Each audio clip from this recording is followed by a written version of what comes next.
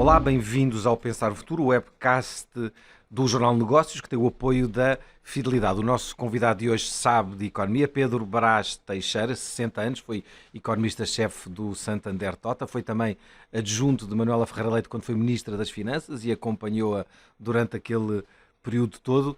O Pedro Brás Teixeira sabe, portanto, de economia. Pedro, olá, muito obrigado por estar aqui connosco. Bom dia, muito obrigado.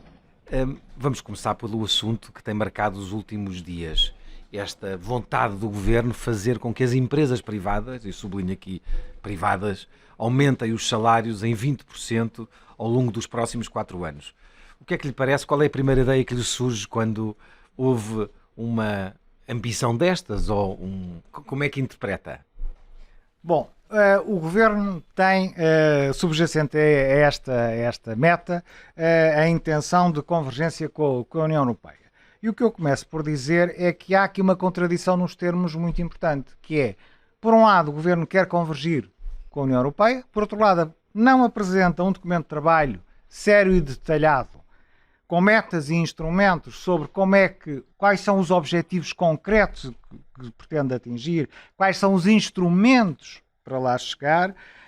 Isto é uma contradição nos termos, porque, por um lado, quer convergir com a Europeia, por outro lado, não apresenta uma qualidade institucional compatível com essa convergência com a União Europeia. São, de facto, embora assuntos que depois convergem, neste caso, e que são absolutamente necessários para que exista essa aproximação à União Europeia e ao crescimento da União Europeia. Aquilo que temos visto desde o euro é um recuo de Portugal do ponto de vista da convergência, portanto temos divergido, com uma exceção a outra raríssima, temos sido ultrapassados pelos países do Bloco de Leste, temos a Roménia já na pelgada, não é? E, portanto isto está a ficar complicado, mas é o aumento dos salários, de facto, desse ponto de vista converge, porque os salários médios portugueses, ou o salário mínimo e os salários médios portugueses, e mesmo a mediana dos salários em Portugal é mais baixa do que no resto da União Europeia. Sim, mas não tem convergido. Não tem convergido, porque nós temos assistido a uma relativa estabilidade do peso dos salários no PIB. Portanto, a massa salarial não tem, quer dizer, tem acompanhado a evolução do PIB. Como o PIB não tem crescido muito, o PIB não tem convergido, a massa salarial não tem convergido. E o nosso crescimento tem uma peculiaridade pela qual as pessoas talvez não estejam muito atentas, que é o seguinte: nós, em termos de crescimento do emprego, nem nos temos portado mal. O emprego tem crescido de forma relativamente... Tem crescido, quer dizer, aliás, de forma relativamente razoável. O que não tem crescido é a produtividade. E como a produtividade não tem crescido, os salários não têm crescido. Porque a chave do crescimento dos salários é o crescimento da produtividade. Portanto... Certo, então deixe-me pegar nesse gancho que está a dizer. Tendo em conta que a produtividade não tem crescido, e a produtividade não depende apenas, seguramente, do trabalhador, depende da capacidade e da literacia ou da capacidade técnica do trabalhador, mas depende também das empresas, das máquinas com que se trabalha, da tecnologia do usada, investimento que resulta desse investimento. Este aumento sugerido, ou proposto, ou pretendido pelo Primeiro-Ministro António Costa de 20%, que dá 4 qualquer coisa por ano, praticamente, se começasse agora, é possível? É razoável? Tendo em conta até o contexto que estamos? Vamos lá ver. A questão, e não há, isso é uma das deficiências que eu apontei há bocado, na falta de qualidade institucional, não há uma grande clareza sobre este 20% é um aumento nominal ou um aumento real.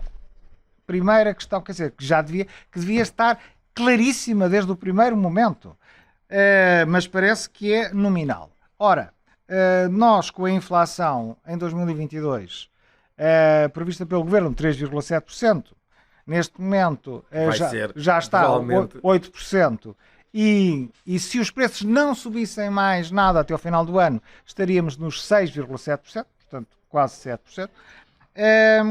Portanto, só aí assim já teríamos uma grande evolução da inflação em 2022.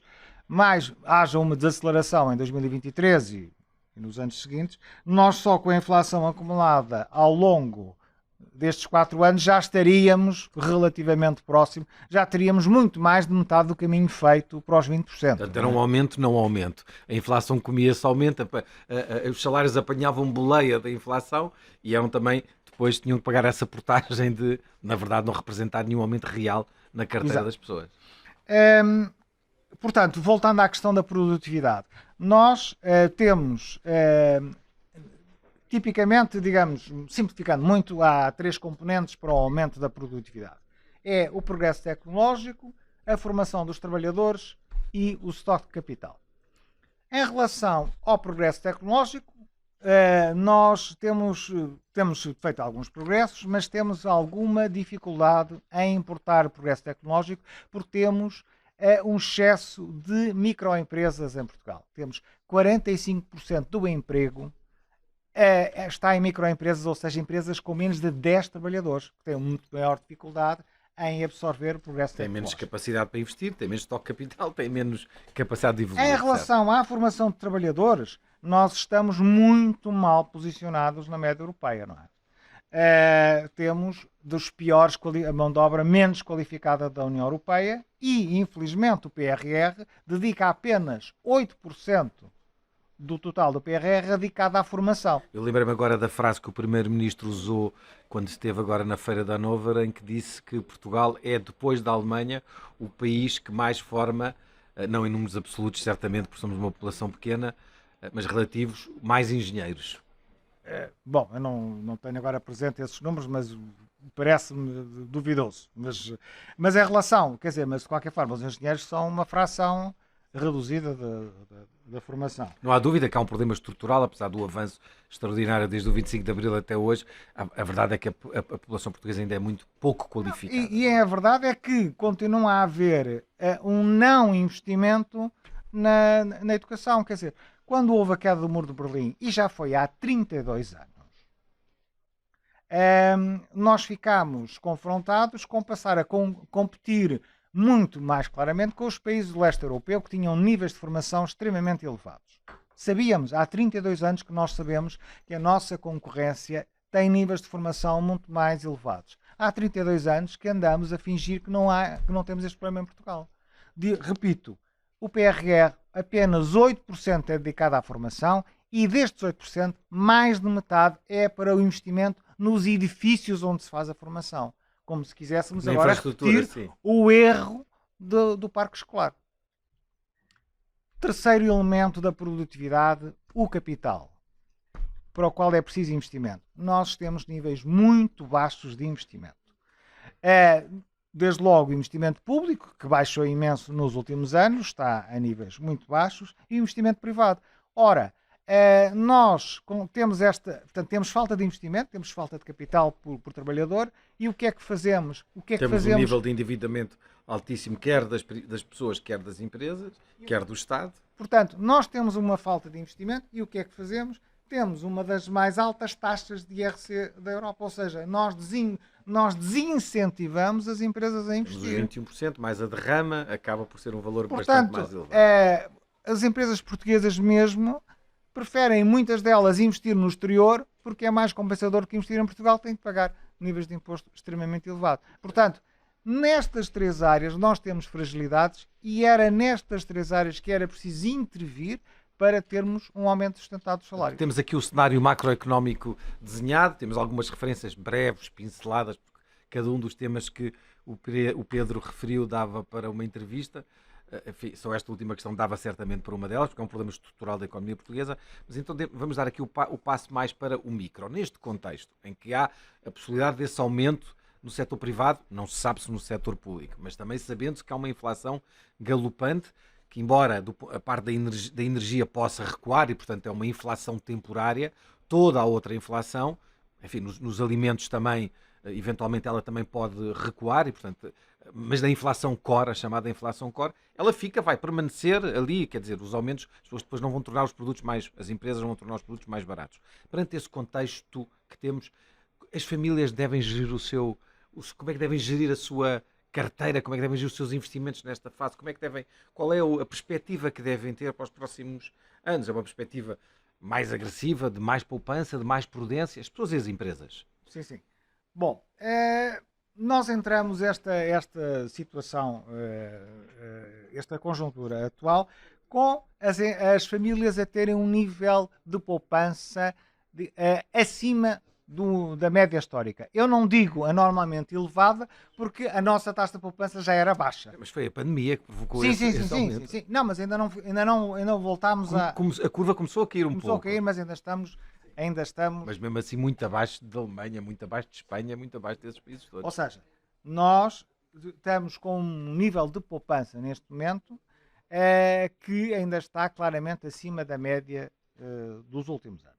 Portanto, as famílias neste momento teriam, é claro que quando a gente diz as famílias que podem poupar, não é as famílias dos rendimentos mais baixos, que essas não têm quase margem para... Se não sobra o dinheiro entra, o dinheiro sai. Paga os empréstimos, as hipotecas e sai. É as famílias no seu conjunto que têm alguma margem de poupança. Só que o que é que nós temos aqui dois problemas que estão a dificultar a poupança das famílias.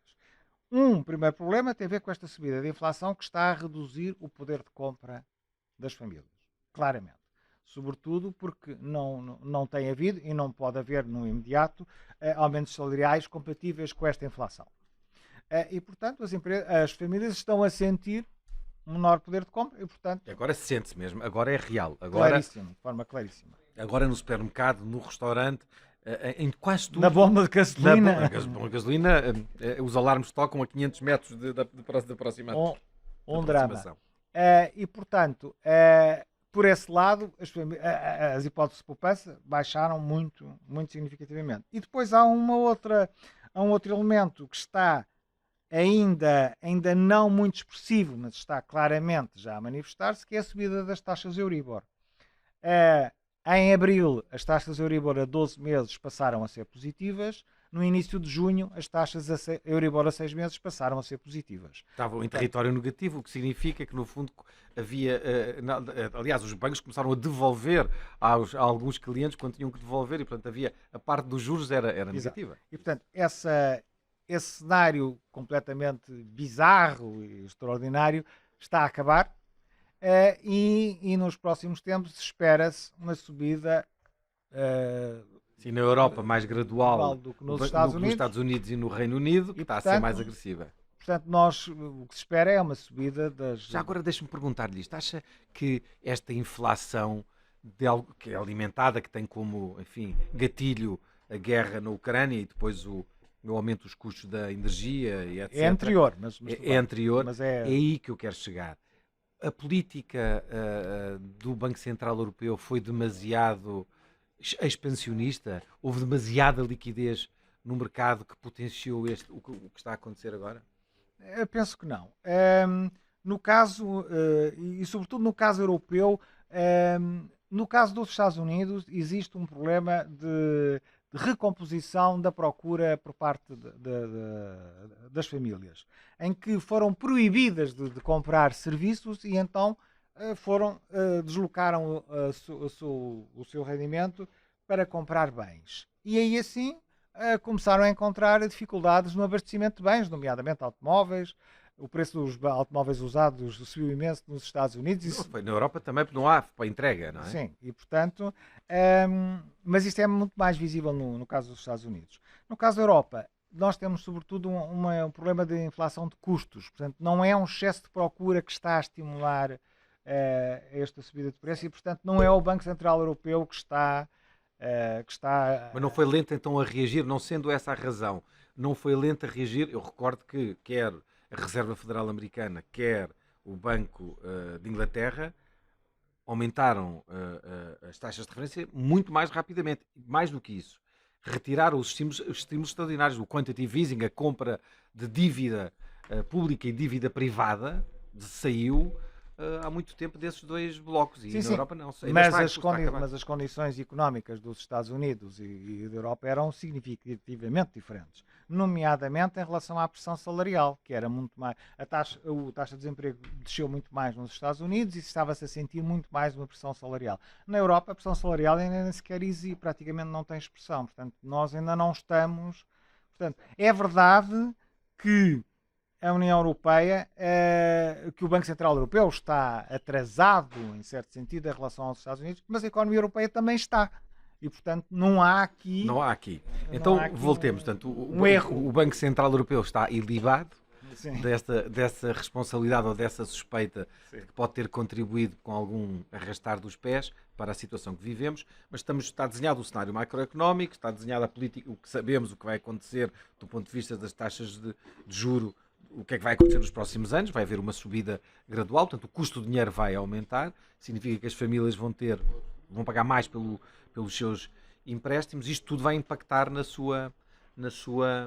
economia doméstica e das próprias empresas. Sim, não é? sim. Mas agora acrescentar aqui assim um outro aspecto, que é o facto da economia portuguesa como um todo estar muito endividada. Porque as taxas de juros vão subir na Alemanha. Só que como a Alemanha é um criador líquido em termos mundiais, as pessoas endividadas na Alemanha pagam os juros, mas esses juros são recebidos por alemães. E, portanto, há uma transferência dentro da Alemanha, mas há uma subida das taxas de juros. A Alemanha, que é credora dos Portanto, outros o países, dinheiro permanece dentro do país, não até se sai. não, e as transferências para a Alemanha vão aumentar. Certo. Porque a Alemanha é credora e, portanto, a Alemanha, em termos líquidos, beneficia do aumento das taxas de juros. Portugal, sendo um país endividado e altamente endividado em termos externos, nós temos uma dívida externa à roda dos 100% do PIB, portanto, nós com esta subida das taxas de juros vamos ter que fazer mais transferências para o exterior e, portanto, vai haver uma sangria de rendimentos de Portugal para o exterior. Já nos vai explicar essa sangria, os efeitos que tem, mas deixe-me problematizar aqui a questão. Por outro lado, esta inflação toda ajuda a digerir a dívida pública portuguesa. Isto é, o facto de tudo, esta inflação vai fazer com que o valor da nossa dívida seja reduzido de forma orgânica, dizemos, mais rapidamente. Sim, no curtíssimo prazo, sim. Só que a questão é que, como a inflação, esta subida da inflação, vai fazer subir as taxas de juro. Sim, os custos do Estado, por exemplo, já aumentaram. Aliás, a colocação de dívida mais recente que fez, os juros subiram de forma evidente e vão continuar a subir. Portanto, digamos, há um primeiro efeito, que é o efeito de surpresa. Esta inflação totalmente inesperada. E é impressionante ver o que eram as perspectivas de inflação há 6 meses, não, há 9 meses. Sim, era impressionante. Quer dizer, por exemplo, não é que a referência do governo fosse muito boa, mas em outubro o cenário macroeconómico do governo previa que a inflação de 2022 fosse 0,9%. Isso. Havia uma grande dificuldade em chegar aos 2%, o mandato do BCE. Sim. Nas previsões, mesmo o FMI previa 1,3% ou uma coisa assim. Portanto, quer dizer, ninguém previa inflação de 2% em Portugal em 2022. Em Portugal, nem na Europa, nem lá na nenhuma. Europa, Não quer dizer, não, havia dificuldade em chegar aos 2%, era carregar dinheiro. Em outubro. Sim. Há 9 meses, quer dizer, e neste momento... Em 9 meses nasceu uma criança inflacionada. E neste momento, a inflação, quer em Portugal, quer na Europa, já está nos 8%, portanto, é uma... E ainda por cima, isto é totalmente fora da experiência quase dos últimos 40 anos. O Pedro tem Ainda 60 há pouco anos, tempo, tinha 10 anos mais ou menos, quando houve a grande crise inflacionista dos anos 70, não é? Com o petróleo, etc. Exatamente. Portanto, nós chegámos a ter inflações acima dos 30%. Chegámos a ter, sim. Na Turquia, eu estava a ler este fim de semana, 79%. Enfim, 79%. Enfim, não, e o que é mais... Se nós, nos últimos anos, o problema que nós tivemos na Europa foi o problema oposto da inflação, foi o problema da deflação a seguir à crise de 2008. Havia o risco, sim, havia, sim, a deflação. Sim. E durante imensos anos a seguir à crise, o BCE queria ter a inflação próxima, abaixo a dos deflação 2%, para os nossos... e não conseguiu, durante anos consecutivos, o BCE não conseguia ter a inflação nos 2%. Deflação era deflação, ou seja, inflação negativa, isto é, a pessoa vai comprar um carro num dia, no dia seguinte chega lá e o carro está mais barato, e no dia seguinte ainda está mais barato. O problema da deflação, para que todos percebam, é que a pessoa adia depois os investimentos e, portanto, isso contamina a economia, porque diz, bom, eu não vou comprar hoje, comprar amanhã porque está mais barato, amanhã não compro porque está ainda mais barato o dia seguinte, e isso tem um efeito, efeito das dívidas, recessivo na economia. As dívidas ficam cada vez maiores em termos reais. É o contrário daquilo que falávamos há pouco. Enquanto agora com este período inflacionista, o peso da dívida fica mais reduzido. Sim. E, portanto, há um primeiro inicial que é a surpresa com a inflação. E, portanto, esta surpresa inicial diminui as dívidas. Mas, digerida a surpresa inicial, entrando em... Os juros sobem, portanto, a coisa acaba por esse benefício inicial. Podemos continuar com os palavrões económicos, Pedro? Depois da deflação, vamos passar para a estagflação, então. Tá bem. Aquilo que é o risco agora que se fala, embora, na verdade, estamos longe disso, porque se Portugal tiver um crescimento este ano de 6%, e vai-nos explicar se acha que isso é possível e porque é que temos este número asiático, não é? Há dias, já não sei quem que escrevia que Portugal ia ter um crescimento, era um novo tigre europeu. Era uma dúvida, era uma interrogação. Provavelmente demasiado retórica aqui entre os dois. Mas aqui a estagflação tem 3 características: economia estagnada ou em recessão, tem preços, inflação elevada e a manter-se consistentemente elevada, e um terceiro elemento que é o aumento do desemprego. São essas as 3, o tríptico que caracteriza isso. Na verdade, em Portugal temos a inflação elevada, mas os outros 2 elementos não existem. Temos um crescimento de 6% e o desemprego está num nível historicamente baixo. Quer dizer, eu não lhe vou chamar pleno emprego, mas é mais um saltinho para chegar a pleno emprego. Não pode-se considerar a pleno emprego. As estimativas de pleno emprego em Portugal entre os 6% e os 7% de inflação. Estamos abaixo, estamos 5 e tal, sim. E no caso, portanto, em Portugal nós estamos com o desemprego no mínimo de 20 anos e na Europa não há registros históricos abaixo de 91 por causa da reunificação alemã. Temos que recorrer, por exemplo, ao caso de França para termos registros históricos e França está com um nível de desemprego o mínimo dos últimos 40 anos. Dos últimos 40 anos. E do outro lado do Atlântico também está com níveis de desemprego historicamente baixo, o que provoca mais inflação nos custos de trabalho. O problema principal desta inflação é que cria um dilema brutal para as autoridades económicas, que é, ou tentam resolver o problema da inflação e criam mais problema no desemprego, ou que tentam resolver o problema do desemprego e criam mais inflação. Vamos desconstruir isso. Portanto, o problema é, para corrigir o problema da inflação, sobem os juros. Ao subir os juros, aumentam os custos do dinheiro. Ao aumentar os custos do dinheiro, dificultam a vida às empresas e aumentam o desemprego. E isso aumenta o desemprego. Certo. Ora, neste momento, portanto, de facto, o Banco Central Europeu está preocupado com a inflação, está a tomar medidas para controlar a inflação, e o que é que se espera? É que a inflação, de facto, em 2023 já esteja claramente controlada, ou seja... Sim, que a energia esteja mais que o custo da energia tenha caído, que a guerra na Ucrânia tenha acabado e que isso provoque e o desemprego, mesmo assim, as perspectivas de desemprego são relativamente favoráveis. Aliás, é curioso vermos o que é que aconteceu ao desemprego nos últimos 12 meses. Desde que a inflação começou a subir, o desemprego tem continuado a cair.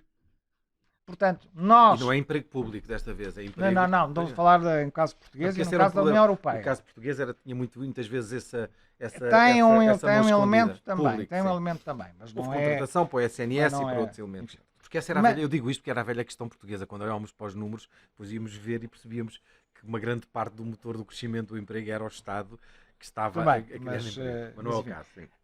Portanto, se tudo correr bem, esta subida das taxas de juros vai conseguir controlar a inflação e o que vamos ter é o desemprego a manter-se em níveis muito baixos e eventualmente subir um bocadinho, mas estamos próximos dos níveis das últimas décadas, mínimos das últimas décadas, portanto subir um bocadinho também não é crível que aconteça aqui como aconteceu com a inflação, que é daqui a 9 meses, estou aqui a entrevistar o Pedro e diz-me assim: lembra-se, há 9 meses, como é que estava o desemprego? Veja como está hoje. Como dissemos em relação à inflação.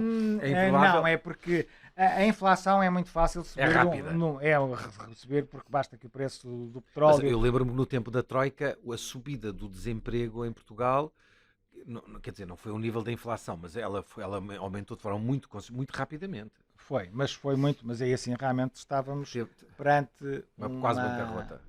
Uma situação gravíssima. Aliás, aquilo foi de tal maneira elevada a subida do desemprego durante a Troika que não houve ninguém previu o nível de... Não, Toda a não. gente previa o aumento do desemprego, mas não aquele nível. Foi muito para além, Foi foi para além da Troika. Foi, Foi para além da foi Troika. muito... E, portanto, muito perante este cenário, as famílias devem ser prudentes, as empresas elas têm procurado de alguma forma suster o impacto da inflação, embora no último mês, abril e maio, já não conseguiram tanto, não é? Mas os primeiros meses ainda incorporaram esses custos, não é? Isto deve ser uma altura de expectativa de todos nós, de aguentar sem... Sim, bom, vamos lá ver. Aqui assim há a diferença principal entre as chamadas, as empresas que trabalham, vamos simplificar, para o mercado interno e para o mercado externo. As que trabalham para o mercado externo sofrem a concorrência dos outros países e, portanto, a margem para subir preços é limitadíssima. Portanto, só podem subir preços se os outros países também subirem. Portanto, os bens transacionáveis estão sujeitos à competição. Tem uma margem...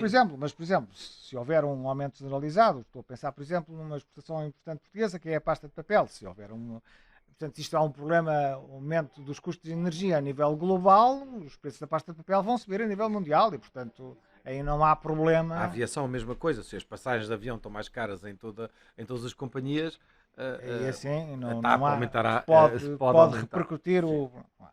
No caso das empresas que trabalham para o mercado interno, o mercado interno não... Atenção, não é necessariamente o que vendem para o mercado português, é que vendem, sobretudo, serviços que não concorrem com os serviços internacionais. Serviços não transacionáveis. Não transacionáveis. Porque uma empresa pode vender, por exemplo, bicicletas para o mercado nacional, mas a bicicleta é um bem transacionável e, portanto, se as bicicletas portuguesas forem muito caras... Claro. Portanto, tem que ser... São serviços que são 100% lusitanos, digamos assim. Nesse caso, como aí assim há alguma margem para subir preços, mas não muita, porque o rendimento das famílias não está a subir e, portanto, se subirem muito os preços, depois também não têm grandes vendas. Portanto, resumindo, vamos estar então na fase do aguenta-aguenta, como dizia em tempos o Fernando Henrique. Sim, penso que sim, e sobretudo porque para 2023, se estas coisas acalmarem-se, de facto houve agora uma queda dos salários reais em 2022 e ela poderá ser revertida, pelo menos parcialmente, em 2023, se as coisas acalmarem, se baixarem os preços da energia, se a inflação realmente cair, aí pode haver margem para ajustamentos salariais. Portanto, nós até ao final do ano vamos estar nessa expectativa que a guerra na Ucrânia acabe. Acabando a guerra na Ucrânia, baixa os preços da energia, salvam-se os ucranianos primeiro, começa-se a reconstruir a Ucrânia, o que vai trazer investimento para aquela zona e também oportunidades para as empresas portuguesas. O custo de energia cai, o mercado de cereais e todo esse mercado que contamina tudo o resto também volta a alguma normalidade, embora temos que esperar pela próxima colheita. E voltamos à normalidade. E, portanto, temos de estar aqui numa fase de transição. Sim, embora tenhamos aqui assim um outro problema da transição que tem a ver com o querer libertar-nos da dependência da energia russa, que é muito complicado, porque a União Europeia, dos 3 grandes espaços, é aquela que está mais dependente das importações de energia, 58% da energia, e Portugal ainda está pior do que a média, 65%. 65% da nossa... A dependência é muito grande. Muito grande. E, portanto, a Rússia é simplesmente o maior exportador mundial de energia. Portanto, a União Europeia é dos maiores importadores mundiais de energia, a Rússia é o maior exportador mundial de energia, e nós queremos desfazer isto... Este nó... até ao final, de forma significativa até ao final do ano. Até ao final do vai ano ser muito embora complicado. surjam oportunidades aqui para importar o gás liquefeito a partir dos Estados Unidos para o Porto de Sines, mas também isso é um investimento. Angola também tem aqui oportunidades de desenvolver, mas os investimentos em energia são anos e anos a fio. Pedro, já ultrapassámos o tempo, mas a conversa estava a ser muito agradável. Obrigado pelos seus esclarecimentos e, enfim, talvez daqui a 9 meses nos encontremos aqui. Vou cobrar isto do emprego. Muito obrigado. Ok, bom dia, obrigado.